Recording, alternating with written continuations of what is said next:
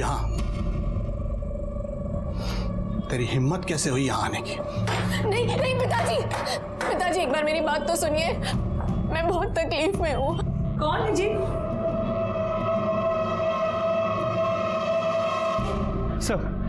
Sir धीरज अरोरा, जिस पर रात में एसिड अटैक हुआ था, उसके बिल्डिंग के कंपाउंड से ही एसिड की बोतल मिली है। पता करो ये एसिड की बोतल किस दुकान से खरीदी गई, आसपास के एरिया में पता करो। जी सर। और सर धीरज अरोरा के बिल्डिंग की सीसीटीवी फुटेज दिखाओ।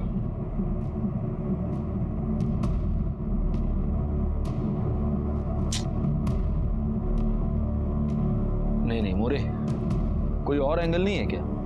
यहां से तो कुछ भी पता नहीं चल रहा। नहीं सर, सिर्फ इस गेट के पास के सीसीटीवी कैमरा का फुटेज है। गार्डन के पास जो सीसीटीवी कैमरा है वो वर्किंग कंडीशन में नहीं है। सोसाइटी वाले मेंटेनेंस किस बात का लेते हैं? एक काम करो, जरा रिवाइंड करो इसको ना, एक पॉज कर। अभी वो बाइक के नंबर पे जूम करना था। नंबर नोट कर लो और देखो ये बाइक किसके नाम पर रजिस्टर्ड है। सर वायरलेस में अभी भी खबर आई है कि मलाड के बैक रोड वाले जंगल में डेड बॉडी मिली है। किसकी? सर चेहरे से कुछ पता नहीं चल पा रहा है। क्यों? क्योंकि उसका चेहरा एसिड से बुरी तरीके से जल गया है।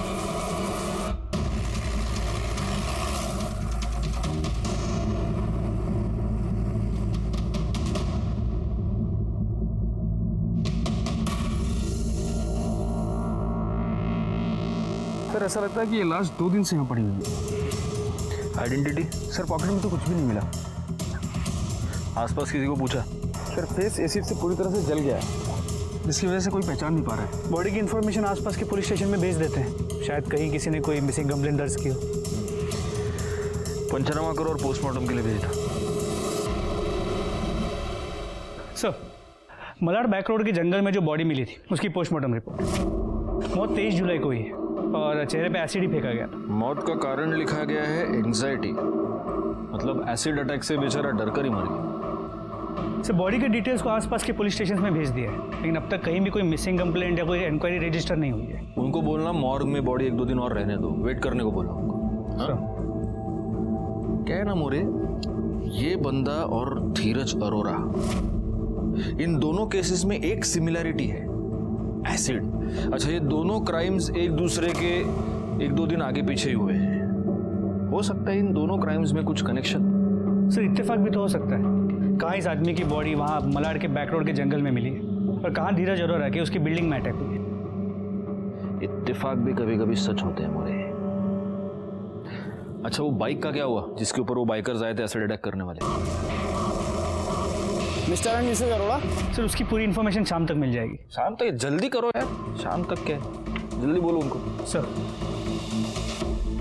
सर उस बाइक के ओनर का पता चल गया है जिस पे सवार होकर उन 2 लोगों ने धीरज अरोरा पे एसिड फेंका था। सलीम दुरानी। जी साहब, मैं सलीम दुरानी। ये बाइक आपकी है? जी साहब। और ये दुकान? सब दुकान भी मेरी है। ये तुम्हारे यहाँ से खरीदा गया? जी साहब, ये मेरी दुकान। चलो। क्या हुआ सर? बाकी की बातें थाने में करेंगे। सलीम दुर्रानी। मोरे देखो, फोटो देखो।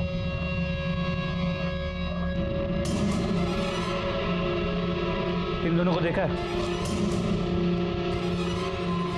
नहीं जानते? नहीं साहब, ऐसा खींच के मारूंगा ना, इधर का गाल उधर हो जाएगा। इन दोनों पर एसिड अटैक हुआ है, तेरी एसिड की दुकान है। सच बता, तूने खुद फेंका या किसी और से फेंकवाया? बोल। सब कसम खुदा की, ऐसा गुनाह मैं क्यों करूंगा? क्यों करेगा वो तो तू खुद बताएगा। देख, ये बाइक तेरी है। जी साहब, सब 3 दिन पहले ये बाइक मेरी चोरी हो गई थी।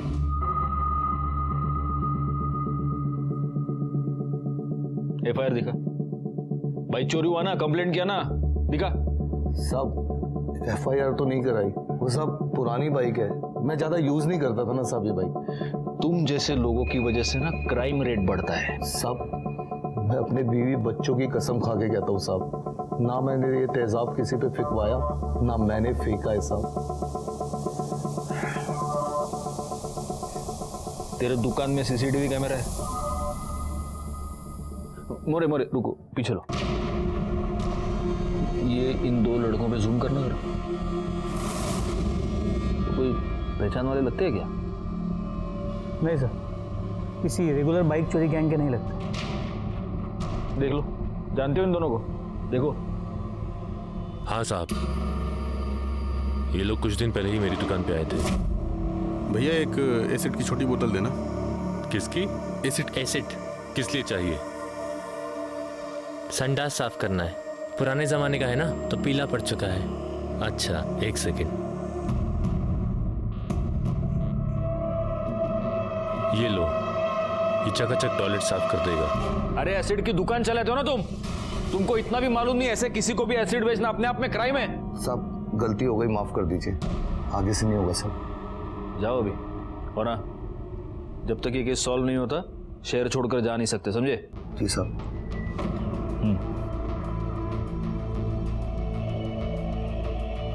मोरे, जरा इसके कॉल डिटेल्स निकालना और अपने खबरियों को कह देना कि इस पर नजर रखें।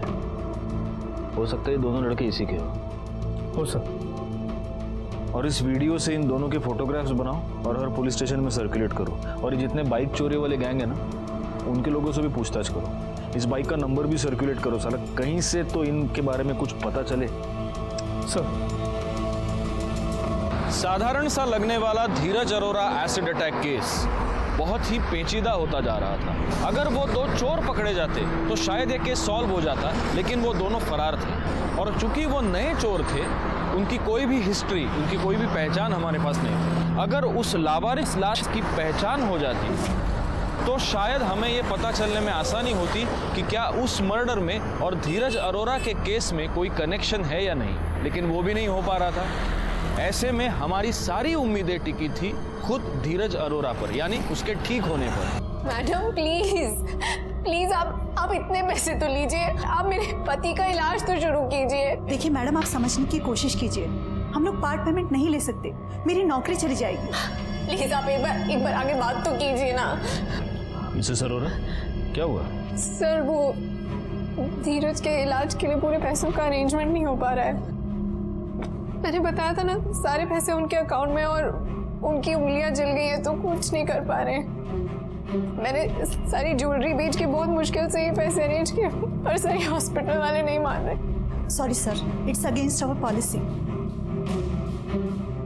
मैडम, आपके कोई रिश्तेदार नहीं है जो मदद कर पाएंगे? मतलब आपके माँ बाप, सास ससुर? नहीं सर, मैं अनाथ हूँ और मेरे सास ससुर मुझसे नफरत करते हैं। उन्होंने मदद करने के लिए मना कर दिया। हमारे बेटे ने जिस दिन तुझसे शादी की थी ना, उस दिन वो हमारे लिए मर गया था।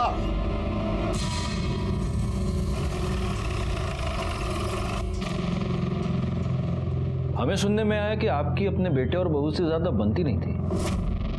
कहीं ऐसा तो नहीं अरोरा साहब कि आपने अपने बहू पर एसिड अटैक करने की सुपारी दे दी और अटैक हो गया गलती से आपके बेटे पर? कैसी बातें कर रहे हैं इंस्पेक्टर साहब, हम भगवान से डरने वाले लोग हैं, इतनी गिरी हुई हरकत नहीं कर सकते हम। तो अपनी ही बहू से इतनी नफरत क्यों? बहू?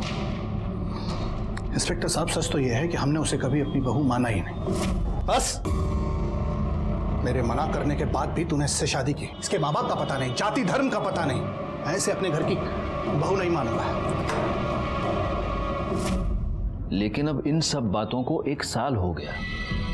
आज आपके बेटे को आपकी जरूरत है। अगर बेटा ही नहीं रहा तो इस पैसे का क्या करेंगे आप? इंस्पेक्टर साहब बिल्कुल सही कह रहे हैं, अब हमें गुस्सा खत्म कर देना चाहिए। और वैसे भी कुछ दिन पहले धीरज तो माफी मांगने आया ही था ना। मुझे माफ कर दो। माफी मांगने से कोई फायदा नहीं है धीरज। अब हम लोग फैसला कर चुके हैं बेटा, हम अपना बिजनेस वाइंड अप कर देंगे और सब कुछ ट्रस्ट को देकर हम दोनों हरिद्वार चले जाएंगे। अरे पर डैड, आप ऐसा कैसे कर सकते हो? इतना बसा बसाया बिजनेस आप ऐसे कैसे बांट सकते हैं? देखो, आई एम सॉरी, मैं मानता हूं कि मुझसे गलती हुई है।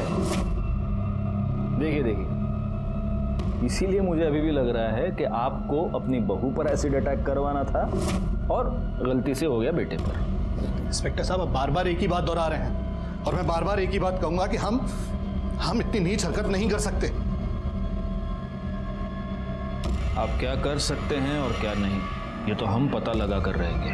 फिलहाल बस एक काम कीजिए, हॉस्पिटल चले जाइए, वरना बेटे से हाथ धो बैठेंगे। इस अनिल अरोरा को अभी अपने रडार पर रखना, उसके कॉल डिटेल्स निकालो और हाँ ये पता करो कि वारदात की रात उसकी मोबाइल लोकेशन क्या थी, और उसके ज़रा बैंक डिटेल्स भी निकालना। इसको अभी हम क्लीन चिट नहीं दे सकते। हो सर। स्वाति जी, अब कैसा है धीरज? ठीक है धीरज, और हम आ गए हैं, सब ठीक हो जाएगा। एक्सक्यूज मी सर, धीरज। आप? मैं उसकी गर्लफ्रेंड। जी? जी, हमारी शादी होने वाली। क्या मैं उससे मिल सकती हूँ? हाँ। बेबी, क्या हुआ ये सब? कैसे हुआ? तुम ठीक हो ना? नहीं, हाथ नहीं, इंजरी है उन्हें। बहुत दर्द हो रहा है ना? मुझे अभी अभी पता चला और मैं तुरंत आ गई।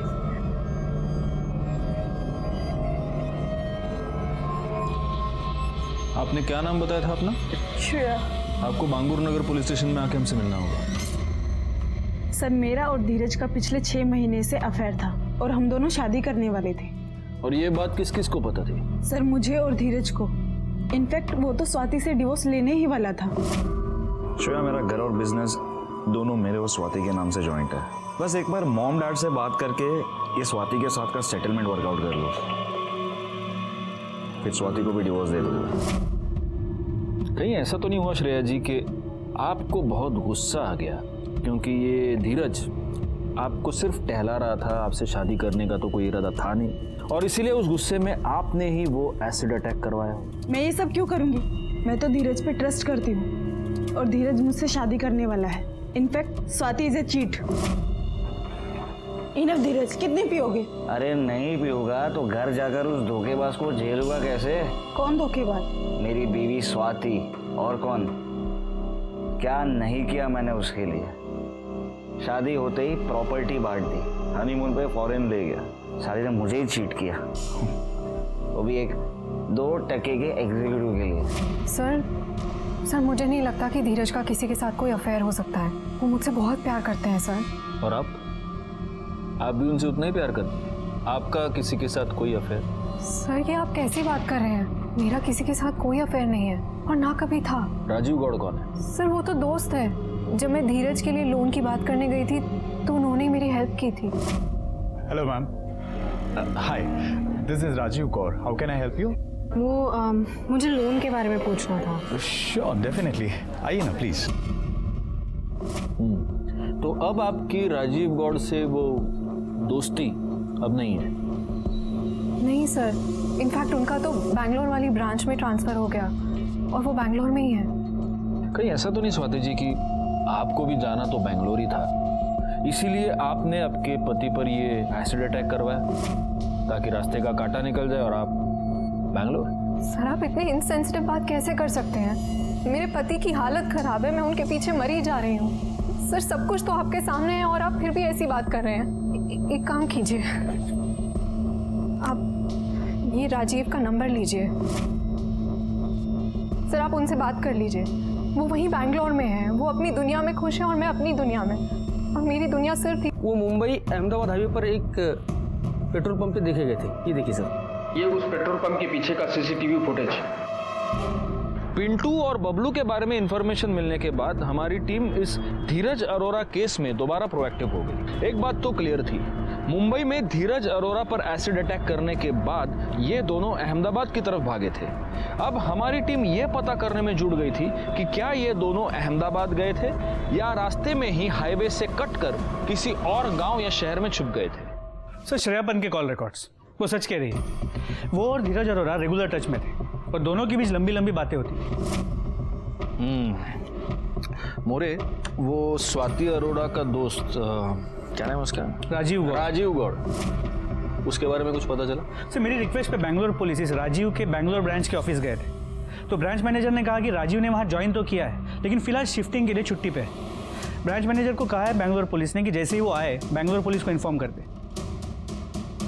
एक काम करना, ये स्वाति और राजीव, इन दोनों के भी कॉल रिकॉर्ड्स और लोकेशन डिटेल निकालो।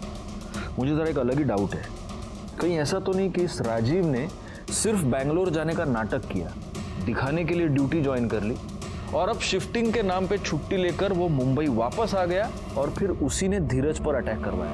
Quite possible sir. Check it sir. Swati ji, आपने कहा था कि आप राजीव गौर से बिल्कुल टच में नहीं है,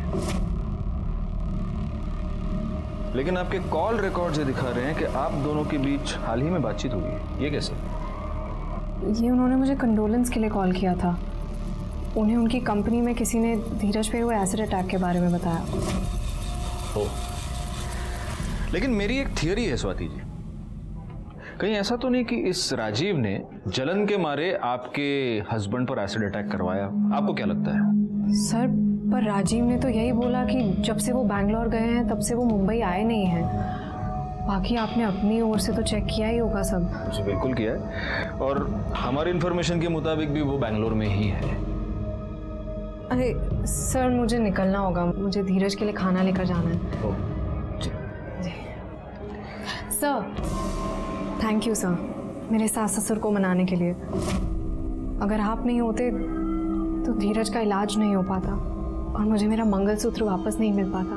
थैंक यू की कोई ज़रूरत नहीं है, पुलिस होती ही मदद के लिए। सी सर, ये स्वाति श्रेया पंत वो धीरज की गर्लफ्रेंड के बारे में जानते हुए भी उसके इलाज में कोई कसर नहीं छोड़ रही। ऐसे बीवी को डिवोर्स देने के बारे में धीरज सोच भी कैसे सकता है?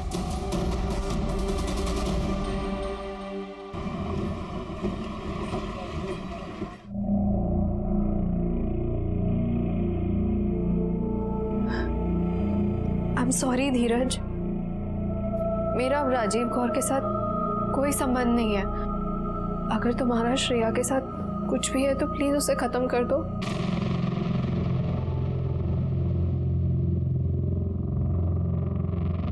अब समझ में आया कि हमारे बेटे ने हमसे ऐसा क्यों कहा। मुझसे गलती हो गई। देखो, आई एम सॉरी, मैं मानता हूं कि मुझसे गलती हुई है। अच्छा है, हमें लगता है कि अब इसे बुद्धि जरूर आ जाएगी। अम्मा जी, मम्मी जी, आप दोनों प्लीज थोड़ी देर बाहर बैठिए। ये हमारा आपस का हस्बैंड वाइफ का मामला है।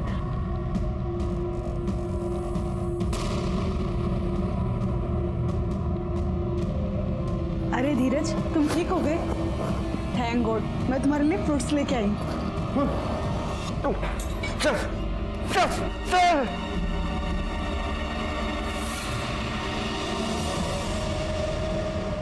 धीरज, क्या हुआ तुम्हें?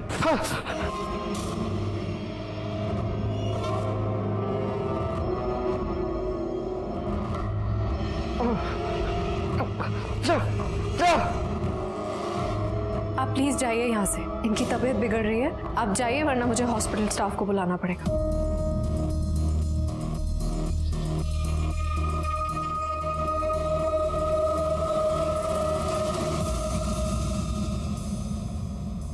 मैडम, कई बार मौत को करीब से देखने के बाद आदमी बदल जाता है। सर, मुझे तो विश्वास ही नहीं हो रहा कि ये वही धीरज है जिसने स्वाति को डिवोर्स देना था तो सबूत इकट्ठा करने के लिए प्राइवेट डिटेक्टिव हायर किया। Private detective? Yes sir. आपको उसका नाम पता? सम सिंह, सुनील सिंह। सुनील सिंह? जी सर, एक सुनील सिंह प्राइवेट डिटेक्टिव को मैं जानता हूँ। अगर ये डिटेक्टिव वही है तो फिर उससे बातचीत हो सकती है। बुलाओ इसे। लीजिए सिंह साहब, चाय आ गई। Black T good for health. Thank you. Really?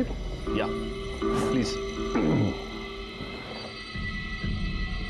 ये तो बहुत कड़वी है। पुलिस की जो है। बताइए सर। जी हाँ, ये सच है कि धीरज के कहने पर मैंने स्वाति की जासूसी की थी।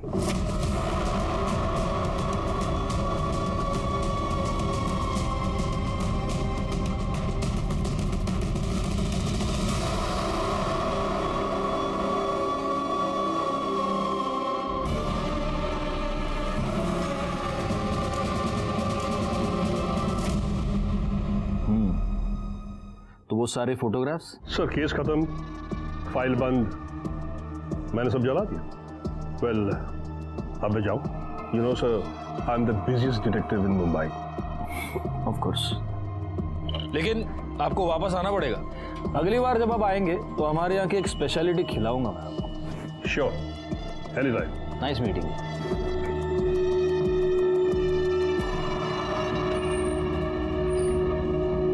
सर इस सिंह से तो हमें कोई नई इन्फॉर्मेशन नहीं मिली। एक बात हमें पता चली मौर्य, ये राजीव गौर स्वाति के लिए एक दोस्त से ज्यादा बहुत कुछ है। और सर फिर आइडियली तो धीरज ने राजीव पे या स्वाति पे या इन दोनों पे एसिड अटैक करवाना चाहिए था, लेकिन ये दोनों तो ठीक है। पता नहीं क्यों मुझे ऐसे लग रहा है कि इस सिंह को और भी बहुत कुछ ज्यादा पता है, लेकिन हमें बता नहीं रहा। इसके कॉल डिटेल्स या मोबाइल लोकेशन डिटेल्स निकालेंगे तो उससे कुछ पता नहीं चलेगा, क्योंकि वो तो उनको मैनिपुलेट करता ही होगा।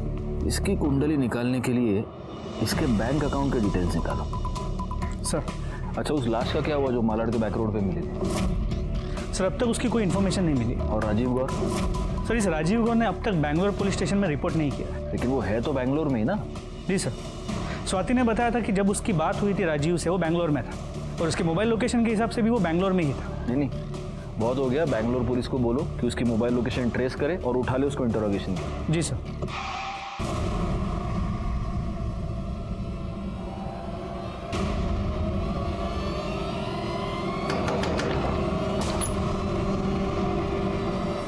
राजीव गौर? अरे हाँ बाबा, मैं भूल गया आज सुबह गोली, घर पे ही भूल गया। इधर मंगा तो इधर है केमिस्ट बाजू में। चलो तुम रखो फोन चौबा, चलो रखो, बाय बाय बाय। हाँ सर, बैंगलोर पुलिस ने बताया कि राजीव गौर लापता है। लापता है? तो इतने दिन से फोन पे बात कौन कर रहा है? सर राजीव ने अपना फोन अपने एक दोस्त उत्तम पॉल को दिया था, और वही सबसे राजीव गौर बन के बात कर रहा था। क्यों? तो उसने कहा कि राजीव ने ही उसे ऐसे करने के लिए कहा था। इसका मतलब ये राजीव गौर बहुत पहले से ही बैंगलोर से निकल चुका है, और अगर वो बैंगलोर में नहीं है तो वो जरूर मुंबई में ही होगा। सर, डिटेक्टिव सिंह को राजीव गौर के अकाउंट से भी पैसे ट्रांसफर हुए थे। सर डिटेक्टिव सिंह के bank account details.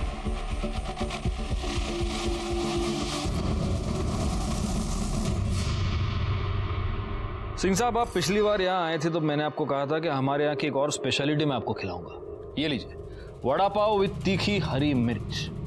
No sir, no fried stuff for me. अरे सिंह साहब, क्या बात कर रहे हैं? मुंबई में कभी कोई वड़ा पाव को ना नहीं कहता। प्लीज प्लीज प्लीज लीजिए, I insist, please. He is insisting. Thank you. Rajiv Gaur ने आपको किसी की जासूसी करने के लिए कहा था। किसकी? धीरज अरोरा की।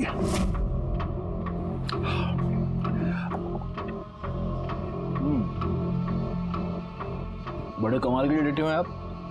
मतलब किसी के कहने पर आप किसी की जासूसी करते हैं, फिर आप उसी को बताते हैं कि ये बंदा तुम्हारी जासूसी करवा रहा है, और आप उससे भी पैसे ऐंठते हैं। क्या करें सर, धंधा है हमारा। और ये बात हमको बताना आपने जरूरी नहीं समझा। वो क्या है ना सर, वकीलों से सीखा है, जितना पूछे उतना बोलो। आपने पूछा नहीं, हमने बोला नहीं। तो इस राजीव गौर ने धीरज अरोरा की जासूसी करने के लिए आपको क्यों कहा था?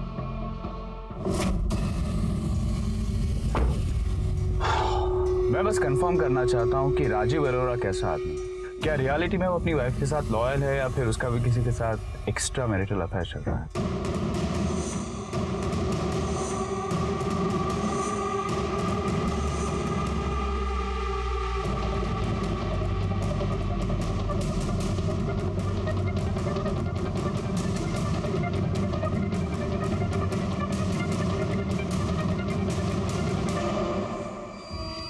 सोचो, स्वाति इस हरामखोर के लिए मरी जा रही है। बस इतनी कहानी है। अब मैं चलूं सर, क्योंकि you are the busiest detective in Mumbai. Right you are. मिलते सर।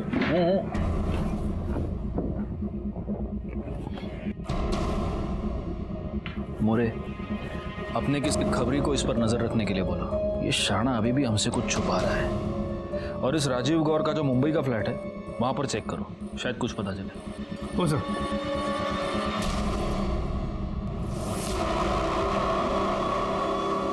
छुपे रहो, बाहर कहीं मत निकलना। खतरे के बादल और घने होते जा रहे हैं, समझे? सर राजीव गौर अपने मुंबई के एड्रेस पे भी नहीं मिला और उसके पड़ोसियों ने भी यही कहा कि वो बैंगलोर शिफ्ट हो गया है। मोरे, वो जो एसिड अटैक वाली लाश मिली थी उसको क्लेम करने के लिए कोई आया क्या? नहीं सर, उस बॉडी की अब तक कोई भी लीड नहीं मिल पाई है। कहीं ऐसा तो नहीं कि वो लाश राजीव गौड़ की है? इट इज पॉसिबल, हो सकता है। देखो मेरी एक ना बहुत ऐसी एक फारफेच थियरी है।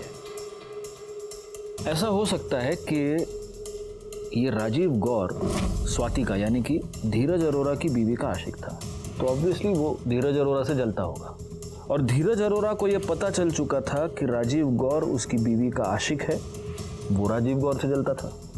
अब धीरज अरोरा पर जो एसिड अटैक हुआ उससे एक रात पहले धीरज अरोरा ने राजीव गौर को एसिड अटैक में ही मरवा दिया, लेकिन मरने से पहले राजीव ने धीरज की सुपारी दे दी थी, इसलिए फिर धीरज पर भी एसिड अटैक हो गया। लेकिन सर ये इतनी बड़ी थियरी हम प्रूव कैसे करेंगे?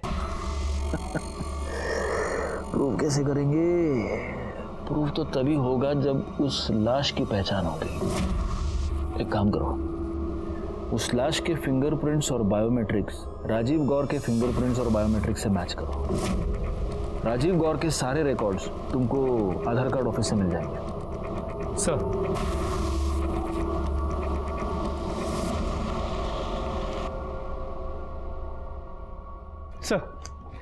राजीव गौर के बायोमेट्रिक्स उस बॉडी से नहीं मिल रही जो हमें मलाड बैक रोड के जंगल में मिली थी। तो फिर ये बॉडी किसकी है? किसी घनीराम सोनी की।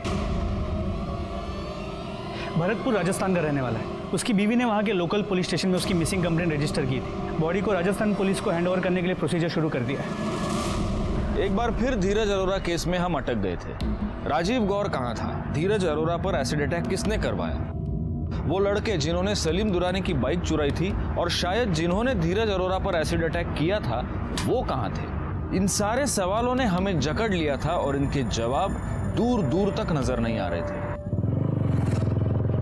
अबे यार दमन में पक गए यार, कुछ है ही नहीं इधर मजा करने का। चलते हैं उदयपुर, मजा आएगा।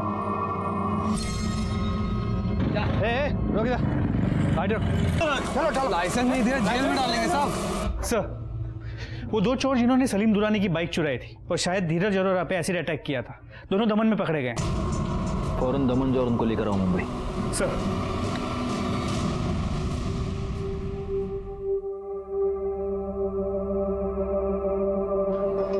हेलो, कैसी तबीयत है इनकी? काफी बेहतर है।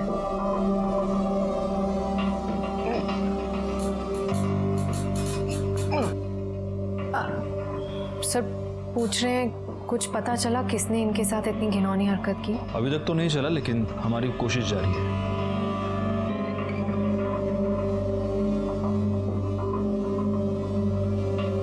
ये क्या बेटा, तू दाल चावल खा रहा है? मैं तेरे लिए मटन का सूप लेके आई हूँ, तुझे बहुत पसंद है ना? मटन? ना ना ना। तू पी के तो देख, मैंने बहुत शौक से तेरे लिए खास करके बनाया है, और तू पिएगा ना तो वापस चुस्त और तंदुरुस्त हो जाएगा। ये ले बेटा। धीरज क्या हुआ बेटा? तुझे तो नॉनवेज पसंद है ना? तुम अपने हाथों से खिलाओ उसे। एक बार खा के देख तो स्वाद वापस आ जाएगा। मैंने तेरे लिए इतना शौक से बनाया। ये ले, अरे ले तो सही। नहीं बेटा ले ना।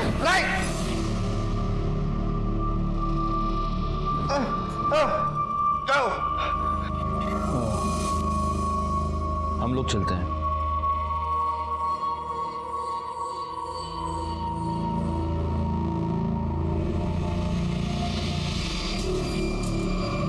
साहब वो धीरज एसिड अटैक के बाद अचानक से अजीब सी हरकतें कर रहा है साहब। समझ में नहीं आया साहब, मुझे लगा कि तबीयत खराब है शायद, इसलिए ये सब ऐसा है, लेकिन बात बात पे झुंझला रहा है। हमारी इज्जत नहीं कर रहा है और नॉनवेज से ऐसी नफरत कर रहा है जैसे जिंदगी में उसने कभी नॉनवेज खाया ही नहीं हो। आप कहना क्या चाहती हैं? साहब मैं एक माँ हूँ और माँ होने के नाते मेरा दिल ये मानने को तैयार नहीं कि मेरा बेटा अचानक से ऐसे बदल जाएगा। साहब कुछ तो गड़बड़ है साहब। Excuse me. हाँ ओके, मैं आ रहा हूँ।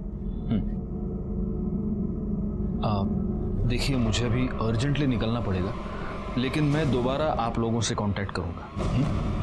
या थैंक्स।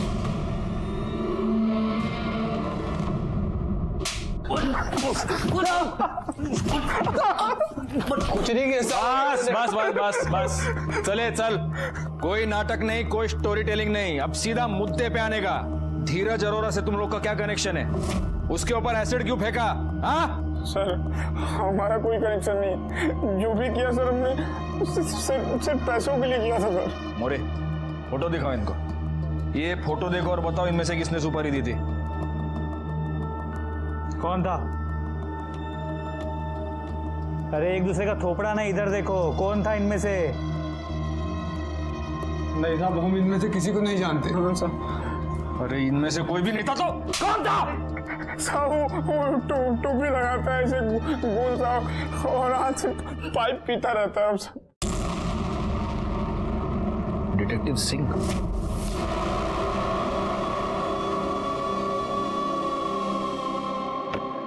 टाइम याद रखना, ठीक 9 बजे शांति गार्डन सोसाइटी के गार्डन में। ओके हो जाएगा सर हम उसी दिन एसिड खरीदने के लिए सलीम के यहाँ गए, तभी हमारी नज़र उसकी बाइक पे पड़ी।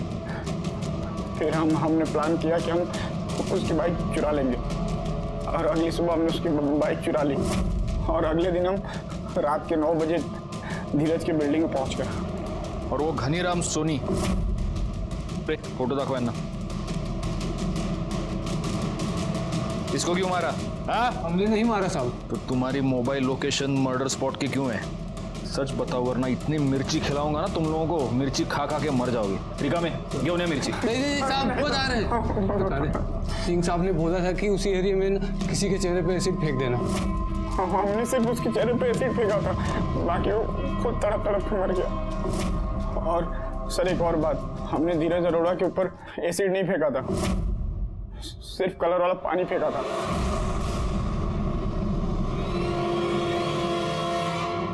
नॉट पॉसिबल इंस्पेक्टर, वो एसिड का ही अटैक था। उनके चेहरे पर एसिड के बर्न्स है। हम सच बोल रहे हैं साहब, हमने पानी फेंका था। सिंह साहब ने हमें पानी फेंकने के लिए ही कहा था। जी हाँ सर, मैंने उनसे पानी फेंकने को कहा था और किसी एक पर acid.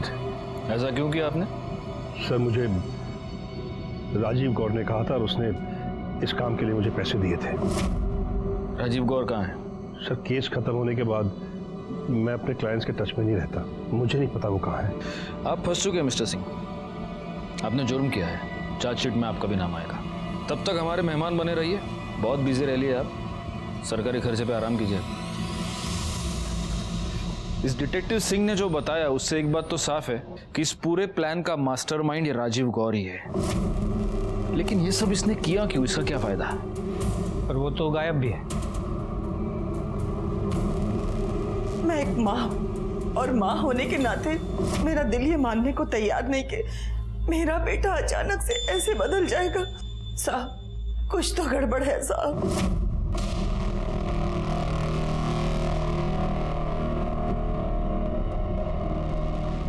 Hello doctor Rao. Sir हमारे कहने पे डॉक्टर दर्पण ने धीरज अरोरा का रेटिना स्कैन किया और उसके रेटिना स्कैन के इमेज को उसके आधार कार्ड डिटेल्स के साथ मैच किया। सर ये देखिए रिपोर्ट।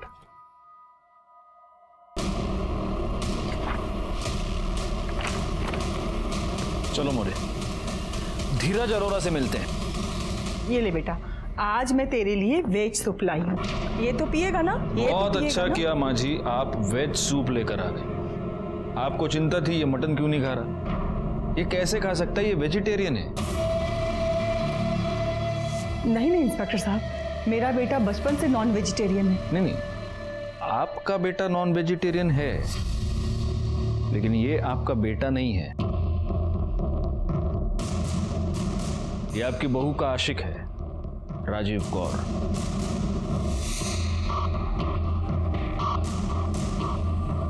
सर, ये आप क्या कह रहे हैं सर? ये मैं नहीं कह रहा हूँ स्वाति जी, ये जो बायोमेट्रिक रिपोर्ट है ना इसकी, ये कह रही है। बहुत धोखे में रखा आपने हमको स्वाति जी और राजीव गौड़, लेकिन डिटेक्टिव सिंह ने हमें सब कुछ बता दिया। आधी बात हमें पता चल चुकी है, अब पूरी बात आप हमें बताएंगे। मुझे सिंह ने बता दिया था कि धीरज मुझे डिवोर्स देकर वो श्रेया से शादी करना चाहता है। मुझे कोई प्रॉब्लम नहीं थी, मुझे राजीव से प्यार था, पर मुझे धीरज की प्रॉपर्टी चाहिए थी। तो मैंने एक प्लान बनाया। मेरे पास एक प्लान है। हम किसी भी एक रैंडम आदमी के चेहरे पर एसिड फेंकवाते हैं, पर वो आदमी इसी पुलिस स्टेशन एरिया का होना चाहिए। जब पुलिस इन्वेस्टिगेशन करेगी तो उन्हें लगेगा कि राजीव मर गया, और अगले दिन राजीव के चेहरे पर भी एसिड फेंकवाते हैं, पर वो एसिड नहीं होगा, वो पानी होगा। और जैसा मैंने फिल्म में देखा था, मैं एसिड में पेट्रोल मिला के तुम्हारे चेहरे पर लगा दूंगी। चेहरा भी जल जाएगा और जान भी नहीं जाएगी। फिर प्लास्टिक सर्जरी से राजीव का चेहरा धीरज जैसा हो जाएगा। सबको लगेगा कि ये धीरज ही है और हम पूरी जिंदगी साथ में बिता सकते हैं। फिर प्लान के मुताबिक हमने वैसा ही किया। रात के अंधेरे में गुंडों ने राजीव के चेहरे पर पानी फेंका और चेहरा जलने का बहाना करके हम ऊपर फ्लैट में चले गए। लिसन टू मी, मुझसे नहीं होगा। क्या बात कर रहे हो राजीव? शादी करनी है ना? करनी है ना? तो बैठो बैठो, मैं थोड़ा एसिड लगा देती हूँ। नहीं होगा। देखो, प्रॉपर्टी चाहिए तो ये करना पड़ेगा। जलेगा, मुझसे नहीं होगा। अरे मैं एसिड में पेट्रोल मिला के लगा रही हूँ, तो ज्यादा कुछ नहीं होगा, थोड़ा सा जलेगा, सह लेना।